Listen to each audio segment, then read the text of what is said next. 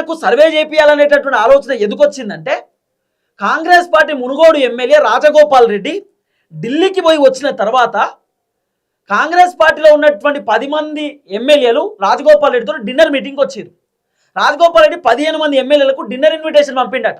మీరు రండి, మనం మాట్లాడుకుందాం, మనం డిన్నర్ కూర్చుందాం, డిన్నర్ చేద్దాం, మస్తు రోజులు అవుతుంది కలవక అని చెప్పి రాజగోపాల్ రెడ్డి కాంగ్రెస్ పార్టీ ఎమ్మెల్యేలకు ఇన్విటేషన్ పంపిస్తే 15 మంది ఎమ్మెల్యేలకు పంపిస్తే 10 మంది ఎమ్మెల్యేలు రాజగోపాల్ రెడ్డి మీటింగ్కి వచ్చారు.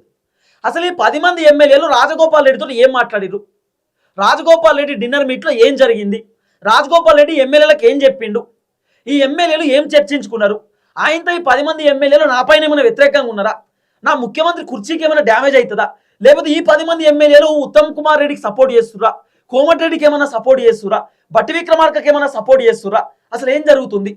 ఇప్పుడు ఎందుకు ఇవన్నీ రేవంత్ నాకు డౌట్ అంటే, ఇరిగేషన్కి సంబంధించినటువంటి ఏదైనా ఓపెనింగ్ రిబ్బన్ కటింగ్లు ఉంటే ఉత్తమ్ కుమార్ రెడ్డి పోతలేడు, రేవంత్ రెడ్డి రిబ్బన్ కట్ చేస్తున్నాడు. వాస్తవానికి ఇరిగేషన్ శాఖ మంత్రి ఏదైనా ప్రాజెక్ట్ ఓపెనింగ్ ఉన్నా లేకపోతే ఇంకేదన్నా ఉన్నా నీటిపారుదల శాఖకు సంబంధించిన వ్యవహారాలు ఏమున్నా ఉత్తమ్ కుమార్ రెడ్డి దగ్గరుండి పని చేసుకోవాలి, రిబ్బన్ కట్ చేయాలి, లేకపోతే శంకుస్థాపనలు చేయాలి.